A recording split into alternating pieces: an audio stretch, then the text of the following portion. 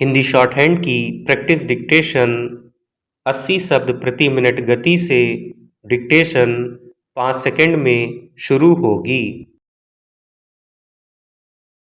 Start.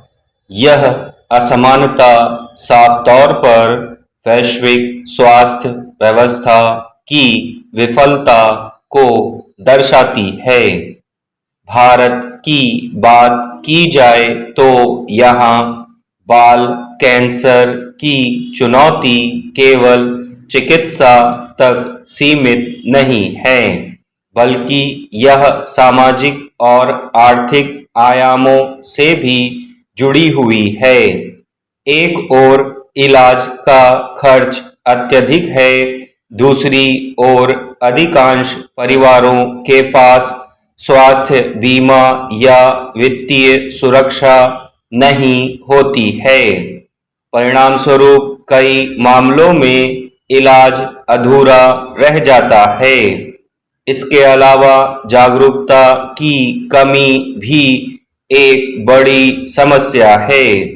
प्रारंभिक लक्षणों को अक्सर सामान्य बीमारी समझकर नजरअंदाज कर दिया जाता है, जिससे निदान में देरी होती है और उपचार की संभावना कम हो जाती है। स्वास्थ्य प्रणाली की संरचनात्मक कमजोरियां भी इस संकट को बढ़ाने में अहम भूमिका निभाती हैं।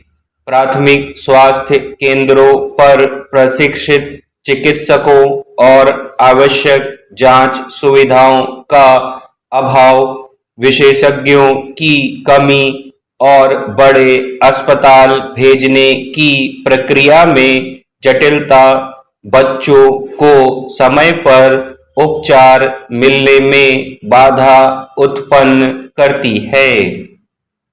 हालांकि इस निराशाजनक परिदृश्य के बीच उम्मीद की किरण भी दिखाई देती है।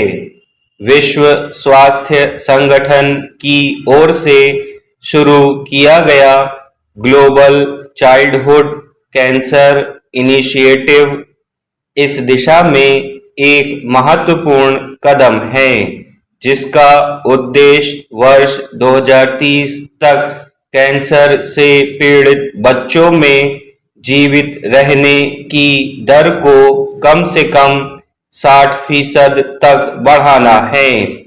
इसके तहत समय पर निदान, सस्ती और सुलभ दवाओं की उपलब्धता, प्रशिक्षित स्वास्थ्य कर्मियों की संख्या बढ़ाने और स्वास्थ्य प्रणाली को मजबूत करने पर जोर दिया जा रहा है।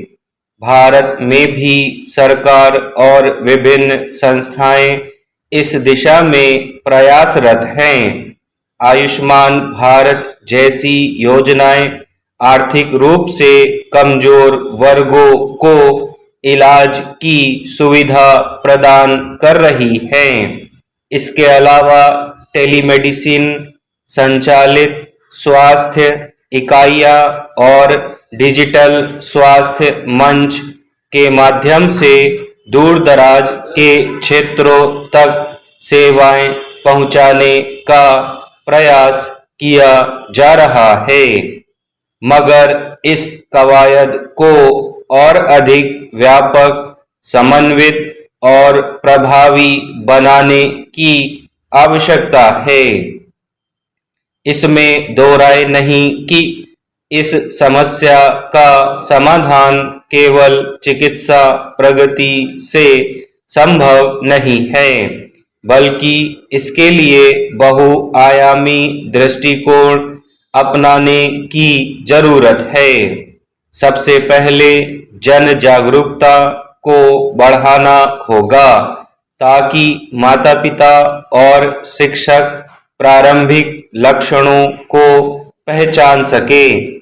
इसके साथ ही प्राथमिक स्वास्थ्य प्रणाली को सुदृढ़ करना होगा, ताकि शुरुआती स्तर पर ही रोग की पहचान और उपचार संभव हो सके। चिकित्सा शिक्षा और प्रशिक्षण में निवेश बढ़ाना भी आवश्यक है ताकि पर्याप्त संख्या में विशेषज्ञ उपलब्ध हो सकें। स्वास्थ्य सेवाओं में समानता सुनिश्चित करना अत्यंत जरूरी है। स्टॉप।